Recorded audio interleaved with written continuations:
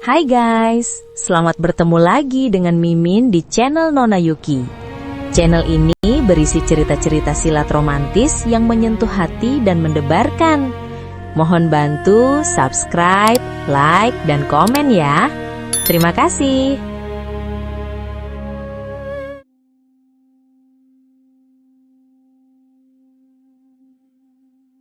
Kaisar Agung Seni Bela Diri Bab 2032. Mengorbankan sumber asal sendiri demi memadatkan proyeksi menjadi penjelmaan secara paksa.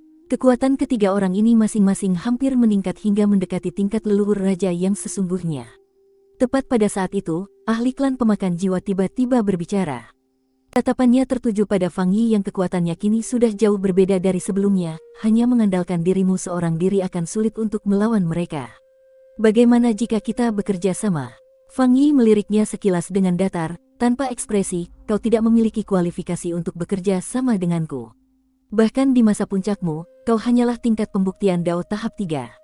Apalagi kau yang sekarang, yang hanya bisa mengerahkan kekuatan sekitar pembuktian Dao tahap 2. Begitu ucapan Fang Yi keluar, wajah ahli klan pemakan jiwa itu seketika berubah menjadi suram dan pucat pasi. Namun Fang Yi malas mempedulikannya. Ia menoleh ke arah Yuan Gu, Gu Jun, dan para ahli kuat dunia abadi lainnya, lalu berkata, serahkan klan pemakan jiwa ini kepada kalian untuk diurus. Dunia kalian menjadi kacau balau seperti sekarang ini, dialah biang keladinya. Mendengar hal itu, tatapan para ahli kuat dunia abadi seketika tertuju pada ahli klan pemakan jiwa. Satu persatu kesadaran ilahi yang kuat langsung menguncinya. Lelucon ini, sudah saatnya diakhiri. Fang Yi berkata dengan nada datar. Bagi orang di tingkatannya, kejadian di dunia abadi ini tak ubahnya seperti sebuah lelucon belaka. Sebab baik ketiga leluhur raja itu, maupun para guru besar dari berbagai warisan dojo, ataupun siasat para ahli dunia abadi dan siasat klan pemakan jiwa, semua itu tidak memiliki makna yang terlalu besar. Di mata Fang Yi, hanya ada satu keyakinan tertinggi di dalam kekacauan tanpa batas, kekuatan adalah segalanya. Segala siasat dan kecerdikan, di hadapan kekuatan mutlak, pucat pasi laksana kertas, sama sekali tidak tahan uji. Bersamaan dengan jatuhnya suara itu, Fang Yi melangkah maju. Aura di tubuhnya mengalami perubahan yang drastis, dan cahaya dewa yang menyelimuti tubuhnya menjadi sangat menyilaukan hingga ke titik ekstrim. Di belakangnya, terbentang sebuah kerajaan cahaya dewa yang gilang gemilang. Di tengah kerajaan tersebut, hanya ada satu sosok agung dan menjulang tinggi yang tampak abadi, duduk berkuasa di sana. Wujud sosok itu persis sama dengan tubuh asli Fang Yi. Itu adalah perwujudan dari kehendak Dao-nya, yang juga memadat menjadi teknik pembuktian Dao khusus miliknya sendiri. Sampai sejauh mana kultivasi senior Fang telah pulih, Luo Xiu mengamati dari tempat yang sangat jauh. Karena perbedaan tingkatan yang terlalu jauh, ia tidak bisa mendeteksi tingkatan pasti Fang Yi saat ini. Siapapun kau, mustahil bisa menghalangi langkah kami. Leluhur raja yang dikelilingi bintang-bintang mulai menyerang. Mereka tidak segan mengorbankan sumber asal demi memadatkan proyeksi menjadi penjelmaan secara paksa. Saat ini, tidak perlu banyak bicara lagi, hanya ada satu jalan, bertarung. Bintang-bintang yang terbentuk dari simbol Dao besar menjadi semakin terang.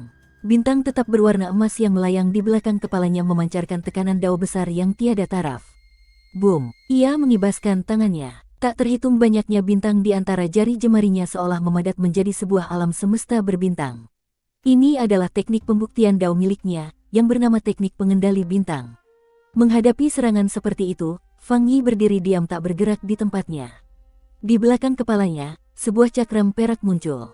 Ia mengerahkan teknik bulan kuno, berkas-berkas cahaya perak merekah, memancarkan aura yang agung dan maha luas. Boom! Saat keduanya berbenturan, langit runtuh dan bumi terbelah. Segala sesuatu di dunia layu dan musnah. Hanya sosok Fang Yi yang tetap berdiri kokoh tak tergoyahkan. Bulan kuno yang melayang di belakang kepalanya bersinar perak terang. Sebaliknya, leluhur raja pengendali bintang di hadapannya justru terpental mundur. Ia meraung marah dan kembali menyerang. Weng! Di saat yang sama, leluhur raja bertiga kepala 6 lengan juga menyerang. Senjata yang lebih kuat memadat di keenam tangannya. Berkas-berkas cahaya dewa tampak abadi, melancarkan serangan yang mengguncang langit. Di sisi lain, leluhur Raja Cahaya Ungu juga beraksi. Sayap dewa yang sebelumnya ditebas kini telah memadat kembali, bahkan lebih kuat dari sebelumnya. Fang Yi dengan kekuatan seorang diri melawan 3 penjelmaan leluhur raja sekaligus. Serang! Dipimpin oleh 2 leluhur abadi, Yuan Gu dan Gu Jun, para ahli kuat dunia abadi juga mulai menyerang. Ahli klan pemakan jiwa telah dikunci. Berbagai jurus sakti dan teknik dao yang tak terhitung jumlahnya membawa dendam dan kemarahan di hati para ahli dunia abadi. Sebab, klan pemakan jiwa inilah penyebab segala petaka. Jika bukan karenanya, langit dan bumi dunia abadi tidak akan berkali-kali mengalami malapetaka selama era kekacauan yang panjang. Bahkan klan pemakan jiwa ini tidak sekadar memanfaatkan dunia abadi untuk menyusun siasat, pada akhirnya, ia bahkan berniat menelan dan memurnikan seluruh dunia ini, mengembalikan segalanya menjadi kekacauan purba dan ketiadaan. Meskipun pihak ahli dunia abadi menang jumlah, namun pertempuran yang sesungguhnya paling sengit tetaplah pertarungan antara Fang Yi dan ketiga leluhur raja. Di medan tempur mereka, gelombang energi kekacauan terus menyebar. Kehampaan terus-menerus musnah tanpa sempat memperbaiki diri, sungguh sangat mengerikan. Namun meskipun menghadapi pengepungan seperti itu, Fang Yi tetap tenang. Sosoknya berdiri tegak, kedua tangannya mengerahkan teknik pembuktian dao yang berbeda untuk menghadapi segala serangan dan niat membunuh. Bam! Tiba-tiba, suara dentuman keras terdengar dari medan pertempuran. 6 senjata milik penjelmaan leluhur raja bertiga kepala 6 lengan hancur berkeping-keping secara bersamaan oleh tebasan roda bulat yang dipadatkan dari teknik bulan kuno, serpihannya berhamburan di udara. Kehilangan 6 senjata kuat membuat leluhur raja tersebut ketakutan dan buru-buru mundur. Sementara itu, 2 leluhur raja lainnya menyerang dengan kekuatan penuh, mengerahkan segala cara dan kartu as tanpa henti, tanpa menahan diri sedikit pun. Sepertinya tubuh asli kalian pun tidak sekuat itu. Tiba-tiba, Fang Yi berbicara perlahan. Sebelum suaranya hilang, 2 jarinya membentuk segel tangan. Dengan suara denting keras, ia memukul mundur pedang dewa milik leluhur Raja Cahaya Ungu. Sosok leluhur raja itu pun ikut terpental, telapak tangan yang memegang pedang merembeskan darah, menunjukkan betapa kuatnya getaran serangan tersebut. Bersamaan dengan itu, penjelmaan kehendak dao di belakang Fang Yi bangkit dari kerajaan cahaya dewa. Satu jarinya menunjuk, kehampaan tanpa batas hancur, mengunci leluhur raja yang dikelilingi bintang-bintang. Leluhur raja tersebut terkejut besar. Bintang-bintang yang mengelilinginya bersinar terang, membentuk diagram formasi untuk melindungi dirinya, mencoba menahan serangan jari itu.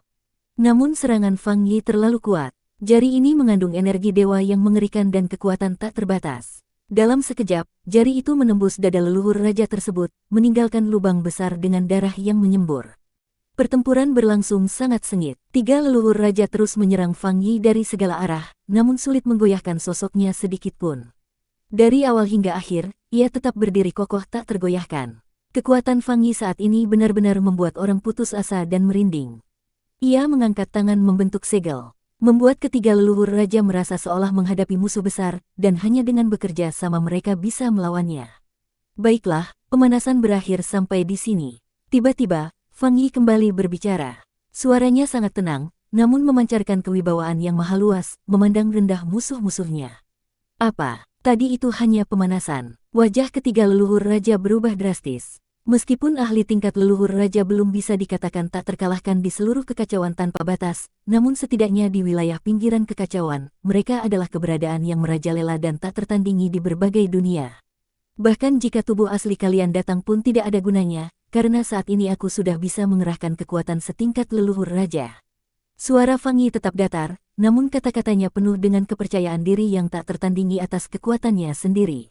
Meskipun sama-sama berada di tingkatan leluhur raja, tingkatan pemahaman aslinya adalah leluhur terhormat tingkat 12. Menekan leluhur raja dengan tingkatan kekuatan yang sama baginya terlalu mudah. Bersambung.